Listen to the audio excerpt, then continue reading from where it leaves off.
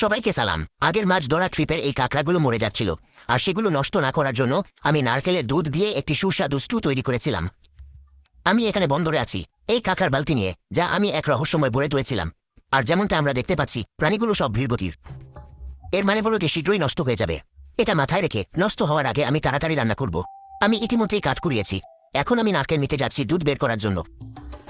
আমি এখানে ভারতীয় নারকেল গাছ থেকে কয়েকটা তুলব। এই শুকনোগুলোই সবচেয়ে ভালো। আমি যত তাড়াতাড়ি সম্ভব এই নারকেলগুলো ছাড়ানোর ব্যবস্থা করব, কারণ কাঁকড়া নষ্ট হয়ে যাচ্ছে এবং সেটা মোটেও ভালো নয়। আমি এটা ছাড়িয়েছি। এখন আমি শক্ত খোলা থেকে শ্বাস বের করব। এতে এখনো তাজা এবং সতেজ জল আছে। এখন এখানে আমি নারকেলের শ্বাস মিলেনিয়ালদের মতো করে পিষে নেব। এভাবেই আমি নারকেলের দুধ তৈরি করব। এটা একটু পরিশ্রমের কাজ, কিন্তু $10 বোতল কেনা চেয়ে একা ভালো।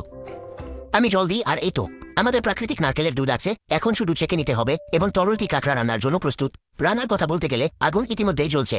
আমার প্যান্টে ছেঁড়া আছে, বোঝা যাচ্ছে তাই না পরিবার? কিন্তু এখানে আমি শর্টস এবং অন্তর্বাসও পরে আছি। এই সব ক্যান্ডিরু ভাইকে ভয় পেয়ে আমি টমেটো আর পেঁয়াজ কাটছি এই কাঁকড়াকে ভালো স্বাদ দেওয়ার জন্য। ঝোলের জন্য সবকিছু প্রস্তুত এবং কড়াই ইতিমধ্যেই আগুনে আছে। হাঁড়িতে একটু কড়া মশলা দিন। এখন মশলাগুলো আসছে এবং ঝোল তৈরি করার জন্য ভালো করে নাড়াচাড়া করুন। মশলা যাতে পড়ে না যায় তার জন্য একটু জল দিয়েছিলাম এবং এখন কাঁকড়াগুলো দিলাম। এখন আসছে প্রাকৃতিক নারকেলের দুধ। স্বাদের জন্য শুধু একটু নুন এবং লেবু। বন্ধুরা, এটা তো এখানেই ভালো ছিল। আমি এটা অন্য গ্রুপে রাখবো। আরে বাবা, গন্ধটা তো দারুণ। আমি একটু ঝোল দেবো একটা জমজমাট পিরান বানানোর জন্য। এই ক্লাস রেঞ্জের জন্য ঝাল পড়ানো স্বাদটাই আসল কথা। নারকেলের সস দিয়ে তৈরি এই কাঁকড়াগুলো নিয়ে এবার কাজে লেগে পড়া পালা। ওফ বাবা, এটা শুধু পড়ে যাওয়া ভালোই হলো। তুমি পাগল, আমার খুব ভালো লেগেছে। 10-এর মধ্যে 10।